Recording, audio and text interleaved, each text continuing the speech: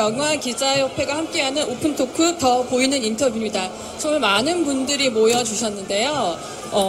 바로 제가 사실은 말을 좀 준비했는데 사실 설명을 필요가 없을 것 같아요. 이병헌 씨 소개해드립니다. 안녕하세요. 반갑습니다. 이병헌입니다. 네, 먼저 정말 많은 분들이 참석해 주셨는데요.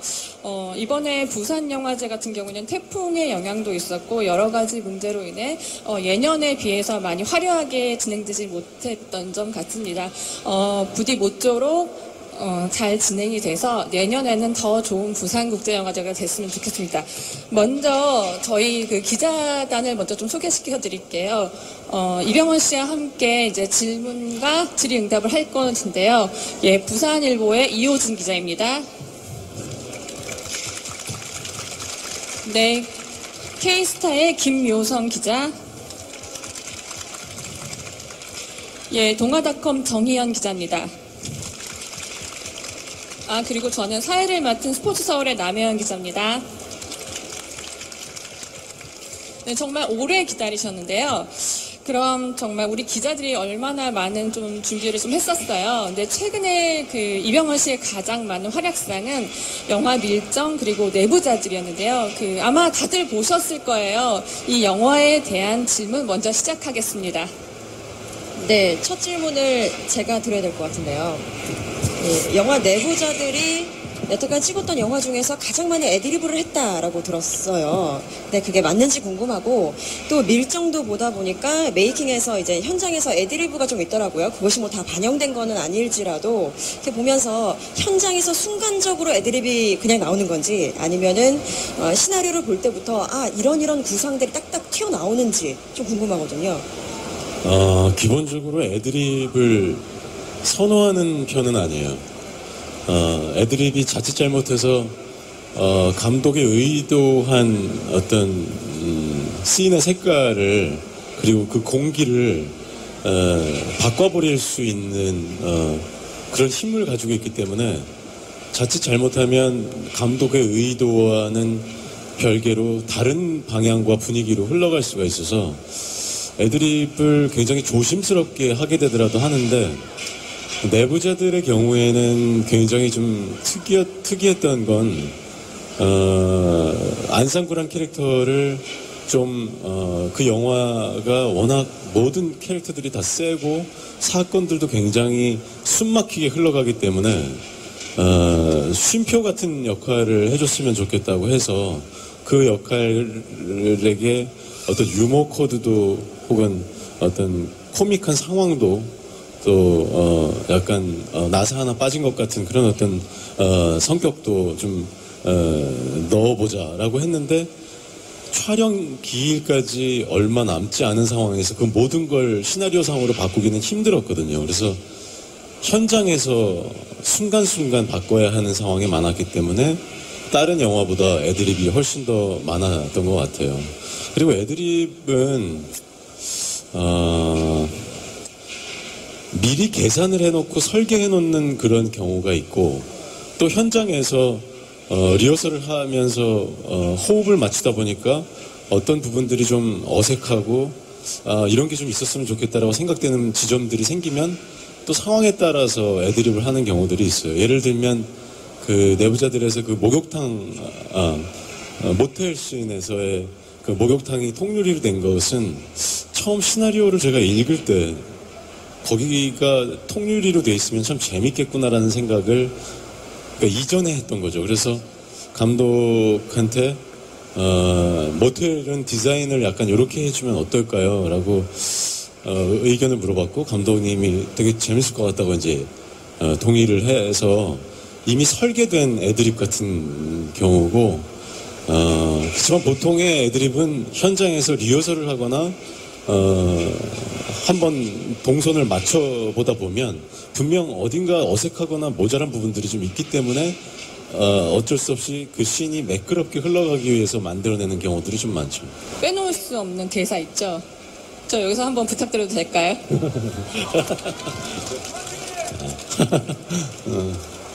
이렇게 연기나 혹은 어떤 대사를 무대 위에서 해보라고 할 때만큼 난감한 경우가 없는데 밑도 끝도 없이 그 대사를 해야 되니까 얼마나 죄송합니다.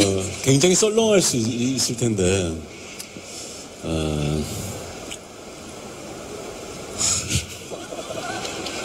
예, 박수 부탁드립니다.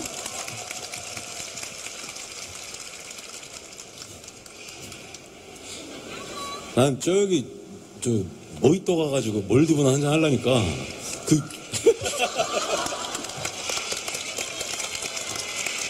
사실 이런 경우가 전체의 씬의 공기를 자칫 잘못하면 흐트러 놓을 수 있는 위험한 애드립이에요, 사실은.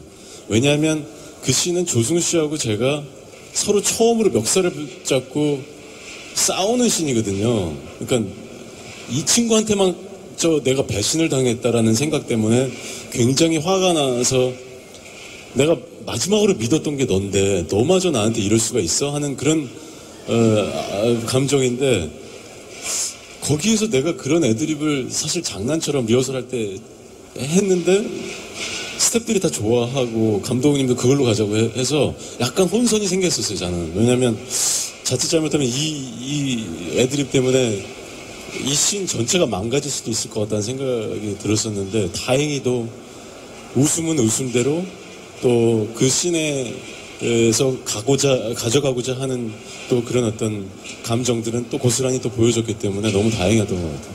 네, 여러분 만족스러우셨나요? 안 만족스러우신가 봐요.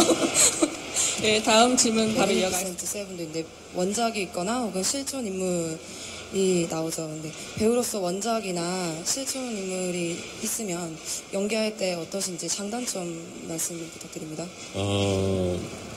리메이크의 경우에는 먼저 선배가 해놓은 어떤 그런 훌륭한 연기와 또 어떤 세계가 있기 때문에 그거 때문에 갖는 부담감도 굉장히 커요. 내가 만약에 먼저 선배가 해놓은 것과 많이 비교를 사람들이 당연히 하게 될 거고 거기에서 한참 못 미치면 그 책임은 나한테 돌아올 텐데 하는 생각 때문에 굉장히 좀 부담스러운 부분도 있지만 또 한편으로는 먼저 해놓은 것들을 보면서 충분히 저한테 참고가 돼요. 참고 자료가 되기 때문에 어떤 굉장히 내가 내 캐릭터에 젖어들기까지 굉장히 지름길을 알려주는 지침서 같은 역할을 하기 때문에 굉장히 또 좋은 부분도 있고 실존 인물을 연기한다는 것은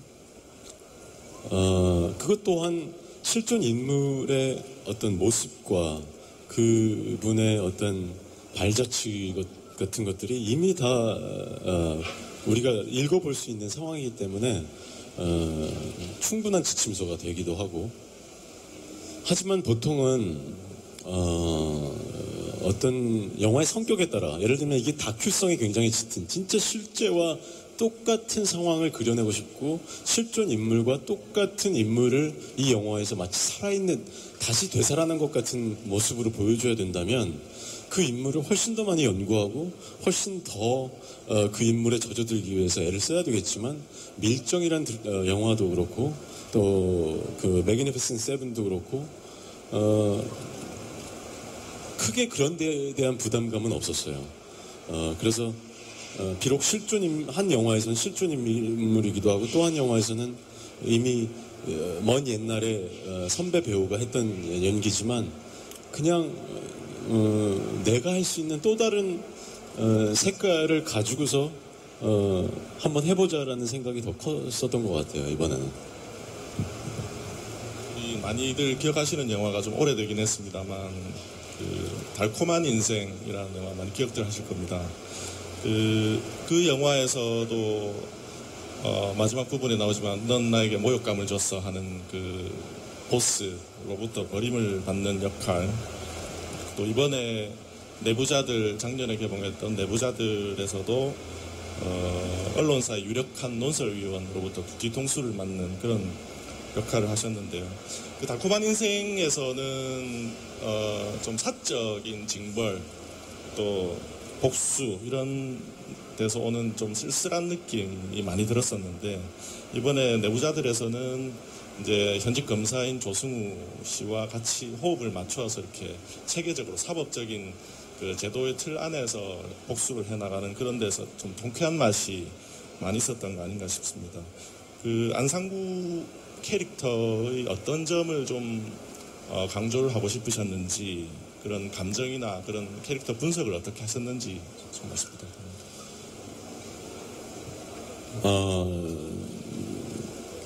지금 지적하신 것처럼 달콤한 인생은 굉장히 지극히 주관적인 복수를 향해 치닫는 그런 어떤 영화라면, 내부자들의 안상구가 하는 복수는 모두를 위한 그야말로 공공의 적을 처단하기 위한, 그래서 모든 관객들이 같이 통쾌함을 느낄 수 있는 그런 종류의 복수였던 것 같아요. 그렇기 때문에 어쩌면 영화를 촬영하기 직전에 안상구란 캐릭터를 감독하고 함께 얘기하면서 좀 더 친근한 느낌의 캐릭터로 만들어가자라고 했던 게 좀 더 좋은 선택이 아니었나 싶어요. 왜냐하면 좀 더 허술하고 좀 더 늘상 봐오던, 물론 그 직업은 우리가 흔히 볼 수 있는 그런 직업은 아니지만, 그 사람이 가지고 있는 직업이나 이런 것들과 별개로 그 사람 자체를 보면 왠지 친근감이 가고 왠지 늘상 봐오던 어떤 내 친구 중에도 저런 캐릭터가 하나 있는데 하는 그런 느낌의 어떤 허술하고 우스꽝스러운 캐릭터가 그런 복수를 해나갔을 때 오게 되는 그 어떤 통쾌함이랄까, 왜냐하면 관객들이 훨씬 더 감정이입을 쉽게 할 수 있는 그런 캐릭터이기 때문에 더 적중하지 않았나 싶어요, 내부자들에서는. 저 배우는 어떤 마음을 가지고 연기를 할까? 근데 아까 이제 이병헌 씨를 이제 만나기 전에 저희 같이 한번 얘기를 해본 적이 있었어요. 근데 이병헌 씨는 사실 완벽한 배우잖아요. 근데 이런 무대에 나섰을 때 어떤 마음이냐고 물어봤을 때 이병헌 씨가 의외의 대답을 하셨어요. 이럴 때 정말 너무 떨리다. 그러니까 카메라 앞에서는 하나도 안 떨리는데 진짜 좀 힘들다라고 말해주셨는데, 그럼에도 불구하고 정말 너무 대답을 잘 해주셔서 너무 감사드리고요. 다음에는 사실 이병헌 씨를 대표하는 말 중에 하나가 믿고 보는 배우라고 합니다. 이 믿고 보는 배우라는 평가에 대해서 본인은 어떻게 생각하시는지 저희 기자들이 준비했습니다. 저는 준비 안 됐는데요. 그냥 하세요.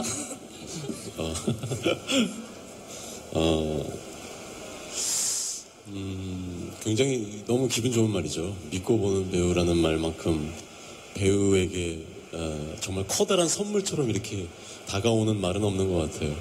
늘상 기대되거나 믿고 보는 배우, 이런 말씀들 요즘 많이 하시는데, 그게 저한테도 적용이 된다는 것이 일단은 굉장히 너무 기분이 일단 좋고, 그렇게 얼마나 오래 할 수 있을까라는 생각을 가끔 하게 돼요.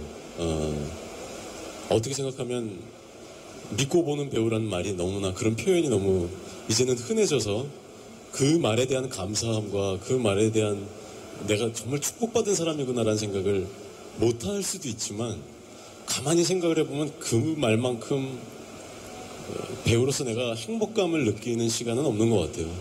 그렇기 때문에 믿고 볼 수 있는 배우, 늘 기다려주는 그런 배우라는 말은 제 배우로서 제가 아주 오랫동안 듣고 싶은, 그리고 오랫동안 그렇게 될 수 있었으면 좋겠다 하는 저의 어떤 어려운 바람이에요.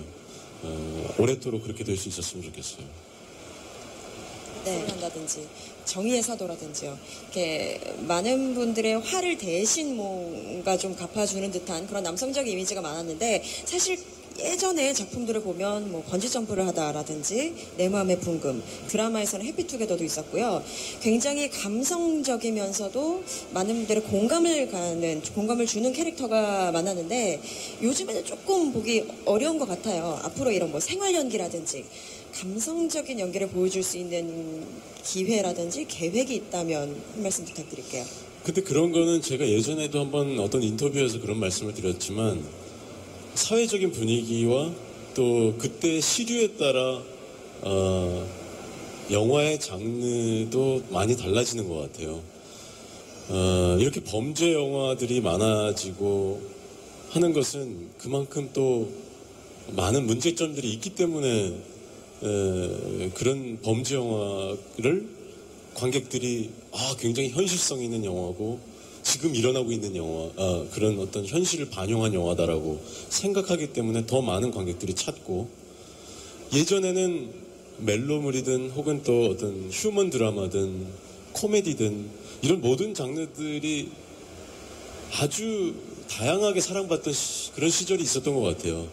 어느 순간 영화들을 보면 반 이상은 범죄, 스릴러, 현실을 반영한 비리 영화, 뭐 이런 것들이 나오는 것은 내부자들 때도 제가 그런 인터뷰를 했지만 내부자들 2를 찍고 싶지 않느냐.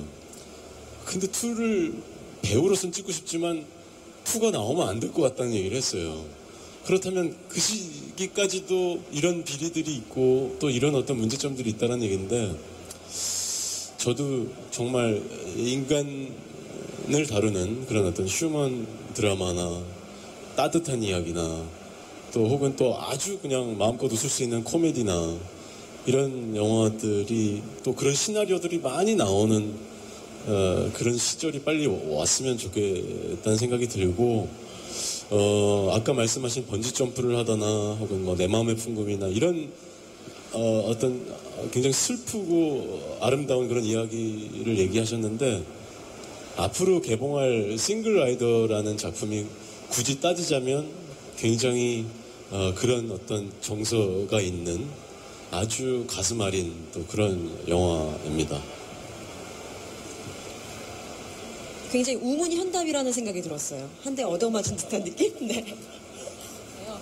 배우 이병헌 씨는 만약에 관객의 입장에서 배우 이병헌 어떤 사람 같다라는 좀 평가를 해주신다면 어떤 생각 드세요?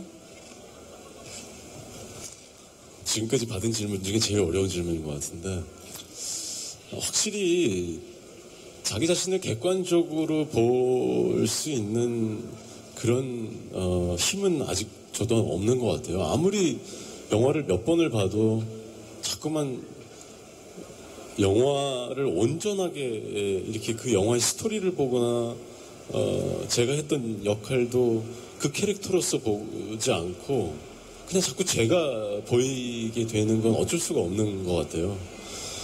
그래서 영화를 보면서, 제가 나온 영화를 이렇게 보면서 영화에 빠지기보다는 저 때 왜 저렇게 어설펐지? 저 때 저런 연기보다는 이런 연기가 낫지 않았을까를 자꾸만 저를 재평가하게 되는 그런 시간이 돼버리는 것이 사실인데, 어떤 경우에는 예전에 한 3, 40분까지 제 영화를 본 적이 있어요. 극장에 걸려 있을 때. 그게 어떤 작품인가요? 아마 JSA였던 것 같아요. 처음으로 흥행배우가 돼서 그 기쁨 때문에 더 그랬는지 몰라도, 틈만 나면 몰래 극장에 들어가서 관객들하고 같이 영화를 보고 한 30분 이상 보니까 이제는 영화처럼 보이더라고요. 내가 저기서 저런 연기를 했구나가 아니라 그냥 그것과 상관없이 한 편의 영화를 본 것 같은 느낌이 나중에는 들기는 했는데, 이게 뭐 배우는 자기가 최선을 다해서 그 한 씬 한 씬, 한 커트 한 커트를 연기했기 때문에 저게 맞지, 그래 저렇게 한 게 맞았을 거야 라는 그런 어떤 더 이상 잘할 수 없어 라는 마음도 한편으로는 들 수도 있지만, 대부분은 왜 저 때는 되게 잘했던 것 같은데, 그리고 저 때는 충분히 내가 그 감정에 충실했던 것 같은데 왜 내가 지금 보니까 왜 저렇게 미흡하다는, 뭔가 좀 아쉽다는 생각이 들지? 라는 거는 어쩔 수가 없이 계속 반복되는 것 같아요. 매 작품마다. 이병헌 씨의 요즘 관심사에 대해서 묻는 시간을 갖겠습니다. 네, 지난 6월 달에 우리 이병헌 씨가 송강호, 그다음에 최민식 배우에 이어서 3번째로 아카데미 회원이 됐습니다. 그러니까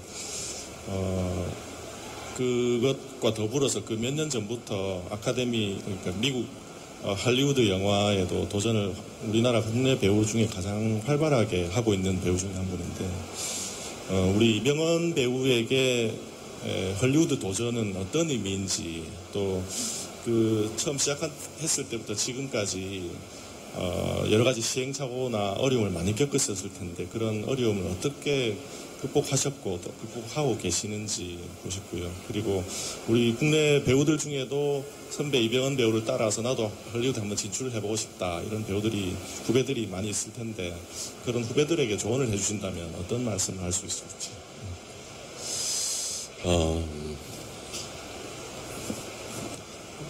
질문이 되게 기셨는데 사실 대답할 게 별로 없어요.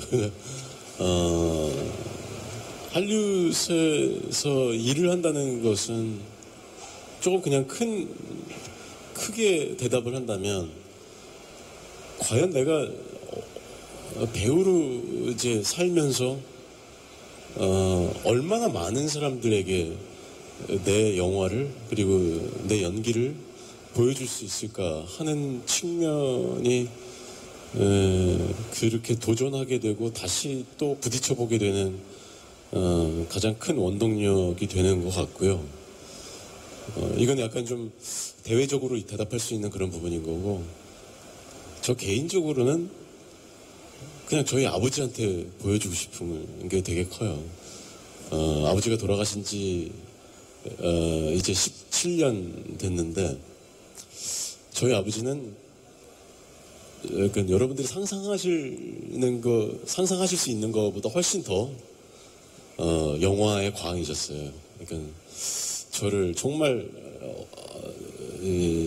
TV를 볼 수 있는 그런 나이 때부터 TV 앞에 앉혀놓고 주말의 명화와 토요 명화와 이런 것들을 계속 보여주시면서, 저 배우가 누구고, 저 영화는 앞으로 스토리가 어떻게 되고, 저 감독이 누구고, 어렸을 때부터 무슨 말인지 하나도 이해를 못한 상태에서 그냥 듣기만 했는데, 그만큼 영화에 엄청난 매니아셨어요. 그래서 그런 분이 만약에 지금 제가 걸어오고 또 제가 경험한 것들을 만약에 아신다면 얼마나 감동하고 계실까, 얼마나 자랑스러워하고 계실까, 이 생각을 하면 저는 굉장히 짜릿하고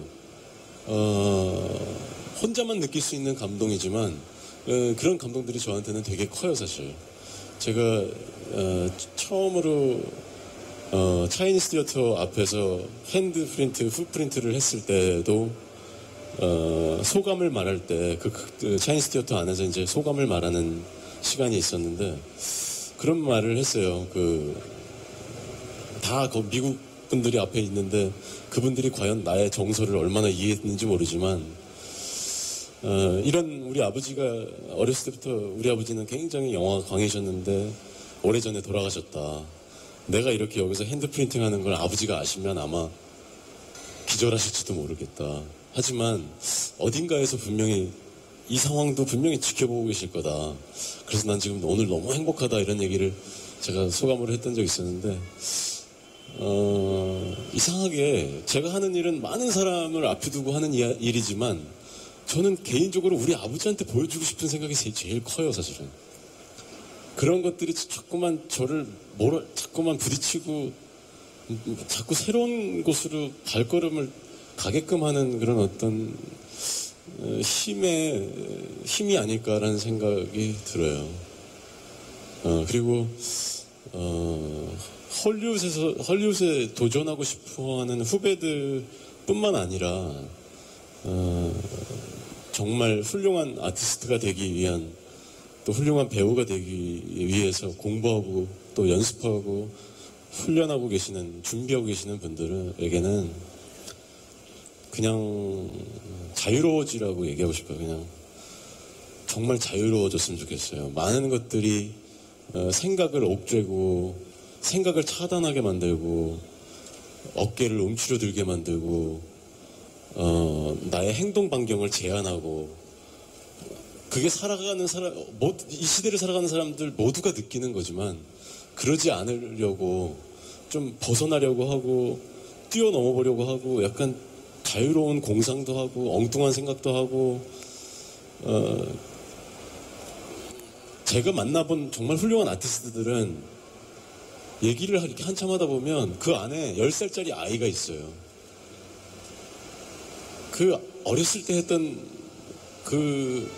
어렸을 때 자기가 정말 말도 안 되는 꼬마였을 때 생각했던 그 마음을 자꾸만 지워버리려고 하지 말고 오히려 더 기억해내고 더 찾으려고 애를 쓰면 좋을 것 같아요. 저도 힘들지만 그러려고 하고 있어요. 아빠와 함께 영화를 보는 꼬마 이병헌이 생각나면서 자연스럽게 이병헌 씨 아들 준우군이 생각났는데요.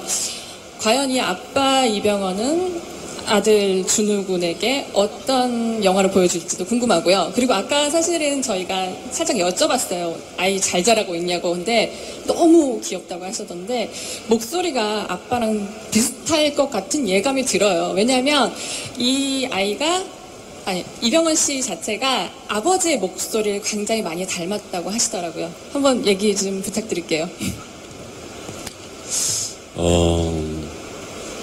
아무래도 아직 너무 어리니까 영화를 처음으로 보여주려면 굉장히 많이 제한되는 것들이 많을 거예요. 그래서 첫 번째로 보여줘야 될 영화는 아마 뭐 악마를 보았다? 너무 가혹합니다. 지금은 아직 TV를 봐도 집중을 한 5분 이상 못하니까 영화를 데려가서 보여주는 거는 아마 꿈도 못 꿀 일일 것 같아요. 주변 관객들한테 굉장히 크게 방해되는 일일 것 같고, 그래도 좀 이제 영화가 뭔지 알고 또 이야기를 파악할 수 있는 그런 정도 나이가 되면 저는 잘은 몰라도 아마 거의 틈만 나면 데려가지 않을까라는 생각이 들어요. 우리 아버지가 저한테 했던 것처럼. 네, 답변 만족하시나요? 예, 그 다음 질문 이어가겠습니다. 최근 몇 년에 이제 출연하신 작품들을 보면 블록버스터가 많아요. 세거나 규모가 큰 작품들이. 배우 이병헌이 출연한 작품이 출연한다는 것만으로도 큰 작품이 될 수 있는데 혹시 작은 영화, 독립영화나 단편영화 좀 출연하실 생각이 있으신지, 또 요즘 눈여겨보는 감독님이 있으신지 궁금합니다. 기본적으로 영화의 버젯은 지금까지 어떤 영화를 선택하는 데 있어서 크게 관심을 가져본 적은 없어요. 어떻게 하다 보니까 우연히 다 버젯이 큰 영화들을 찍게 됐고, 특히 헐리우드에서는 더더욱 그랬고, 하지만 정작 미국에서 제가 미팅을 하고 있는 감독들은 굉장히 저예산 영화를 준비하고 있는 감독들이 많거든요. 그게 서로 끝까지 그 딜이 협상이 안 되고 스케줄이 서로 안 맞고 그래서 결국에 결렬된 것들이 많지만, 사실 미국에서도 미팅하고 그러는 어떤 프로젝트들은 다 대부분까지는 아니지만 한 반 정도는 다 저예산 영화들이고, 한국에서도 사실은 저예산 영화들을 보면서 굉장히 와, 저 감독이 누군지 꼭 나중에 한번 꼭 같이 작품을 해보고 싶다라고 생각을 한 감독들도 있고, 싱글라이더도 어쩌면 그런 측면에 속하는 또 영화일 수 있고, 며칠 전에 뉴욕을 갔다 왔는데 그 마진콜이라는 영화를 감독했던 제이씨 챈더라는 감독이 있어요. 그 감독도 또 다른 작품을 준비하고 있는데 같이 이제 미팅을 하면서 알게 된 얘기지만, 그 감독도 저예산 영화를 찍는 감독이에요. 마진컬이라는 영화가 케빈 스페이시나 제레미 아이언스 같은 정말 큰 배우들이 나와서 우리가 생각하기에는 웬만큼 제작비가 들었겠구나라고 생각할 수 있겠지만, 그 영화가 우리나라 영화 보통 영화의 버젯보다 훨씬 작은 33억으로 만든 영화더라고요. 그래서 늘상 그 저예산 영화를 특별히 좋아한다는 건 또 아니지만, 저예산 영화건 블록버스터건 그것과 상관없이 이야기가 중요한 것 같아요. 그리고 어떤 감독이 연출을 하느냐가 중요한 것 같아요. 근데 그때 어떤 말씀하셨냐면 내가 지금 잘하는 것을 가지고 할리우드에서를 좋아하진 않는다. 일단은 동양 배우가 진출하는 데 의의가 있고 여기서 더 잘해서 장기를 점점점 변화하게 가겠다. 근데 드디어 이병헌 씨가 사실 이제 악역이 아닌 정말 되게 정의로운 역할로 한번 최근에 등장하셨잖아요. 예전에 아마 비행기 타셨을 때 이제 영화 촬영을 위해서 비행기를 탔을 때 굉장히 내가 이걸 해야 되나라고 약간 고민까지 하셨던 적 있었어요. 근데 이제는 너무 자연스러운 일상이 됐고 약간 좀 궁금해요. 어떤 마음으로 조금 어떤 마음을 갖고 계신지 요즘 나 너무 행복하다 아니면 비행기를 타는 심정? 네. 물론 그때 당시만 해도 너무나 돌다리도 두들려 걷는 그런 습성이 있었어요. 너무 작품 하나하나를 너무 심사숙고를 하다 보니까 그 작품을 온전히 제대로 판단하고 파악하는데 오히려 걸림돌이 될 만큼 너무 심사숙고를 했던 경향이 있는데 그러다 보니까 정말 좋은 작품을 놓치게도 되고 그렇게 한 작품 때문에 너무 많은 생각을 하고 심사숙고하는 제가 G.I. 조를 선택했을 때는 진짜 다시 되돌리고 싶은 그런 심정일 만큼 너무 많은 머릿속에 생각이 있고 고민이 있었는데 이제는 작품을 하면서 내가 정말 즐겁게 읽었고 내가 정말 좋게 보고 내가 정말 하고 싶다면 무엇이 문제일까?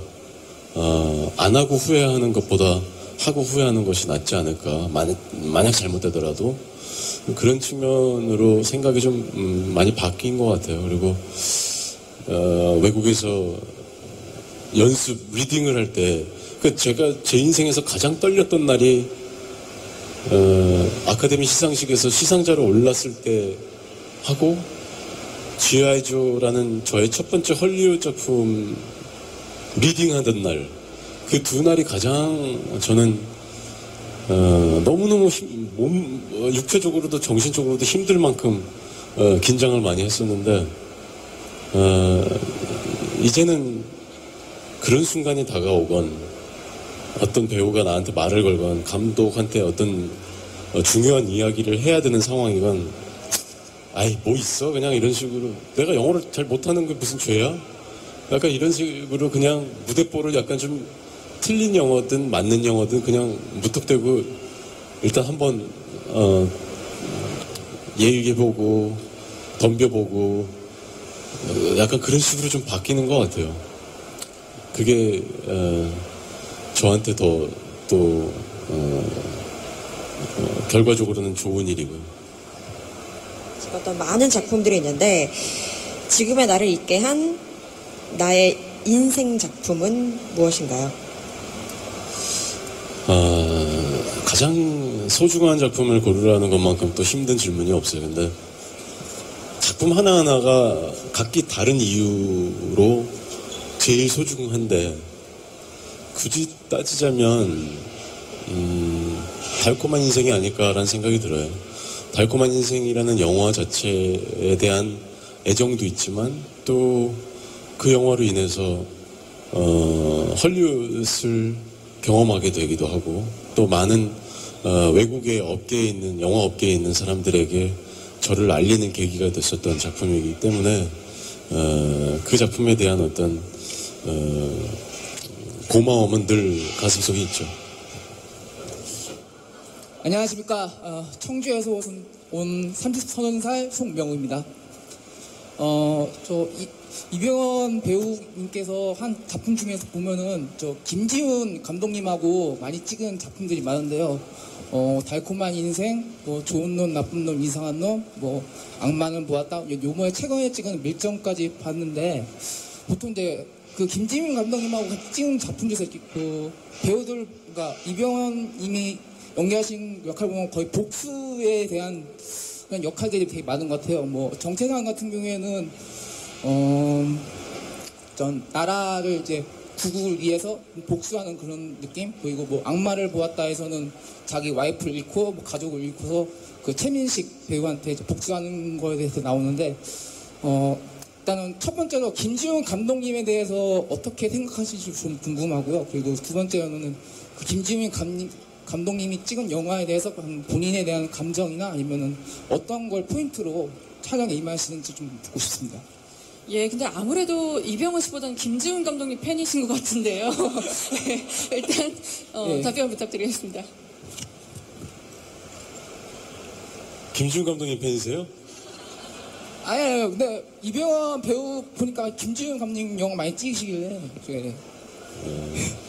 무슨 말인지 잘 못 알아들었어요. 많이 찍으시더라고요. 뭐 딱히 어떤 대답을 해야 될지 모르겠는데, 그렇죠. 아무래도 김지훈 감독님이 저란 배우를 가장 잘, 아주 작은 부분까지 가장 잘 아는 감독이 아닐까라는 생각이 들어요. 그것은 그 양반의 아주 뛰어난 관찰력 때문이기도 하지만 또 작품 4번을 같이 하는 동안 굉장히 면밀히 그리고 아주 예민한 눈으로 저를 지켜봐 왔기 때문에 아무래도 모든 감독들 중에 저를 가장 잘 아는 감독이라고 생각이 들어요. 거기에는 두 가지 장단점이 있을 것 같아요. 하나는 가장 저를 잘 알기 때문에 저한테서 어떤 부분을 뽑아내야 가장 내가 활용을 잘하는 것일까 하는 부분에 대해서는 누구도 잘할 거라고 생각이 들고, 또 하나는 나를 너무 잘 알기 때문에 또 다른 측면에 나는 볼 수가 없는, 이미 자기가 아는 이병헌이라는 사람이 있기 때문에 완전히 다른 시선에서 바라볼 수 있는 또 다른 각도의 시선은 또 없을 수도 있는 거거든요.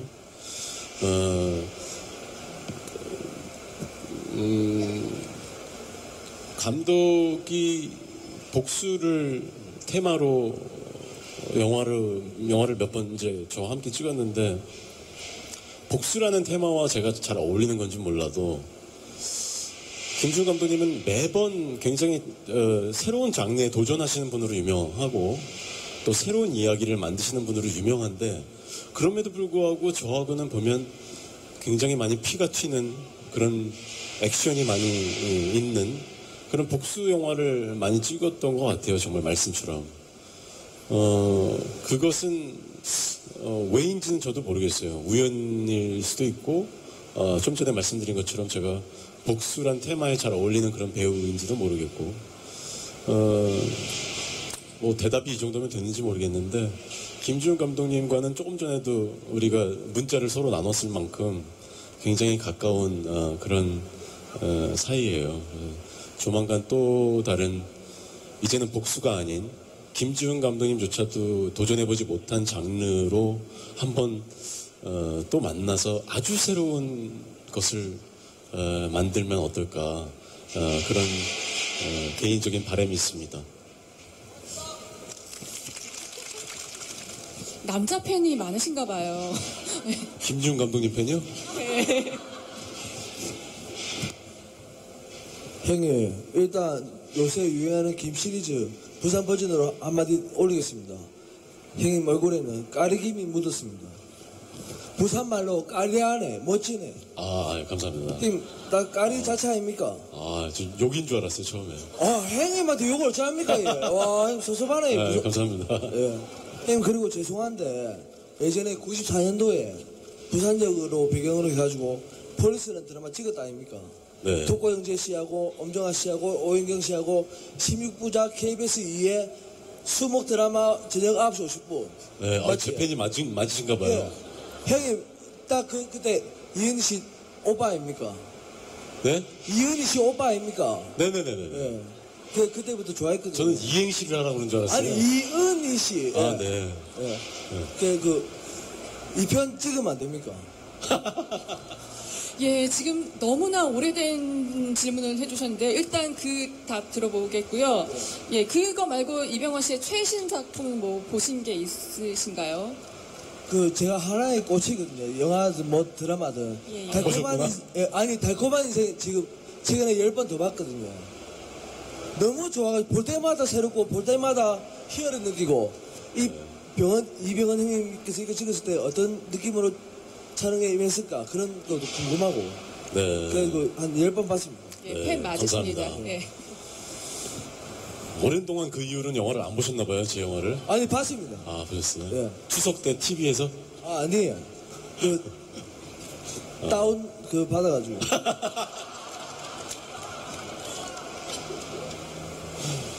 아, 폴리스2는 생각을 해본 적은 없어요. 예. 네. 아, 저는 그런 생각이 들어요. 제가 한 작품들 중에 또 특히 우리나라는 왜 2편, 3편, 4편 이렇게 이어져 나가는 작품들이 왜 많지 않을까라는 아쉬움이 있어요, 개인적으로. 예. 왜 미국 영화들은 보면 정말 웬만하면 2, 3, 4까지는 웬만하면 나오는데 우리나라에는 그렇게 해서 성공한 작품이 거의 세 손가락, 네 손가락 안에 들 정도밖에 안 된다는 생각이 들어요. 그래서 앞으로는 그렇게 좀 시리즈로 나올 수 있는 좋은 영화가 있으면 참 좋겠다는 생각이 들고 저 또한 간혹 가다가 그 기자분들한테 그런 질문을 받아요. 지금까지 찍은 영화 중에 2를 만들었으면 좋겠는 작품이 있느냐 뭐 그런 질문도 받아보기도 하는데 성격상 지금까지 찍은 영화 중에는 2를 만들 수 있는 작품이 과연 얼마나 될까? 거의 없을 것 같아요. 많이 죽거든요, 작품에서. 그거는 좀 힘들겠지만 앞으로 저도 그런 영화들 좀 찍고 싶어요. 예, 성실한 답변 감사드립니다. 고맙습니다. 네, 감사합니다. 다음 질문 부탁드리겠습니다. 아, 또 여자분은 진짜 안 보이시는데, 예. 네, 저기 끝에 여자분 질문해 주세요. 네, 이병헌 배우님 되게 좋아하는데요. 영화도 이때까지 하신 작품은 거의 빼놓지 않고 다 본 것 같은데요.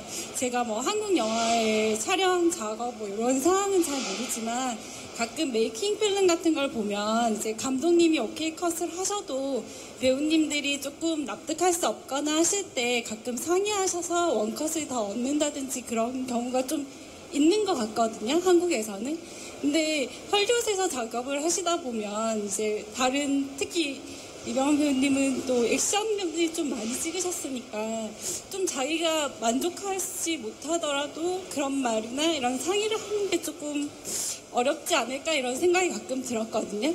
특히 헐리우드에서는 좀 어떻게 그런 부분을 대응해 나가시는지 궁금합니다. 말씀하신 것처럼 처음 헐리우드에 갔었을 때에는 모니터를 보는 것조차도 허락이 거의 안 됐었어요. 그리고 한국과 약간 다른 점은 배우들이 모니터를 이렇게 유심히 하는 사람들이 많지는 않아요. 그렇기 때문에 거기서도 배우들이 순서대로 모니터를 하거나 이런 경우들은 많이 없었던 것 같아요. 주로 감독이 판단하기 위해서 모니터가 있는 거고 또 배우들은 감독이 오케이 하면 많이 감독이 알아서 내가 충분히 내 감정으로 연기를 했다고 생각하니까 오케이 했겠지 하는 그런 믿음들을 많이 가지고서 서로 이렇게 배우들은 모니터를 잘 안 보고 감독들은 모니터를 보면서 그걸 판단해 가면서 오케이 컷을 주고 하는 것 같아요. 그렇다고 해서 우리나라 배우와 감독 사이가 서로 믿음이 없는 사이라는 건 아니에요. 다만 어느 순간 우리나라의 영화 촬영장의 시스템이 굉장히 그 모니터를 중심으로 많이 흘러가는 건 사실이에요. 모든 스태프들과 사람들이 다 와서 모니터를 보고선 판단을 하고 모니터를 여러 번 또 이렇게 연거푸 틀어보고 글쎄 그게 과연 좋은 건지 나쁜 건지는 저도 잘 모르겠어요.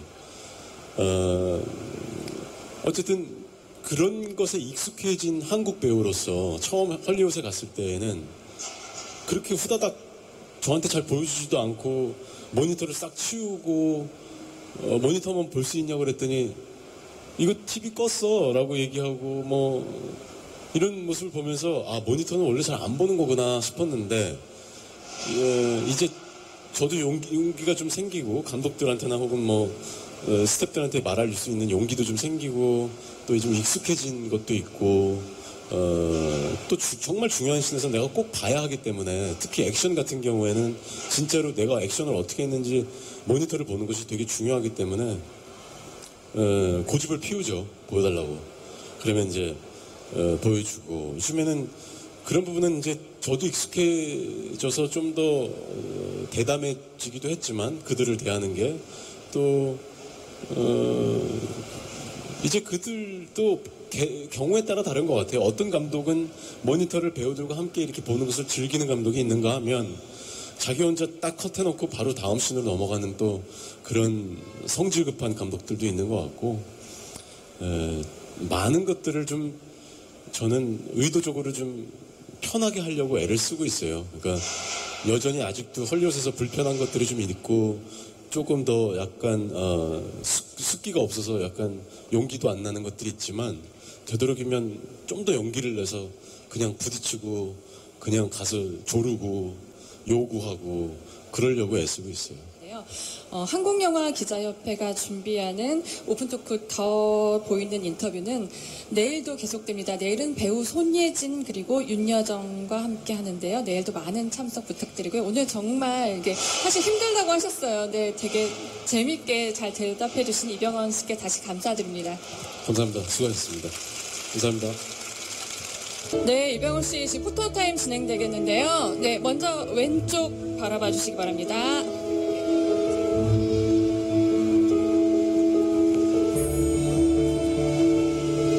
네, 가운데 한번 바라봐 주세요, 이제. 네, 이제 오른쪽으로 바라봐 주시고요. 네, 저희 관객들과 함께하는 또 배경 사진 있는데요. 이병헌 씨 잠깐만 이제 앞으로 나와 주시겠어요? 맞죠?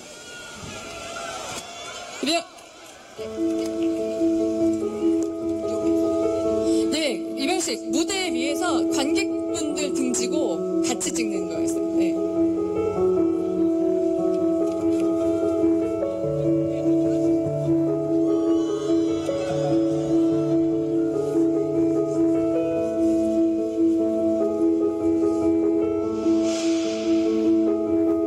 이병헌 씨 웃어주세요.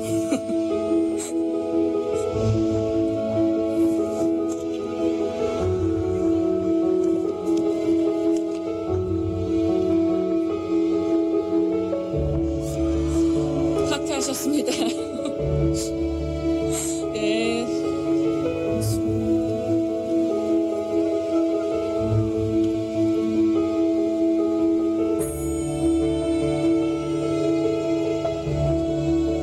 네, 여러분들 감사드립니다.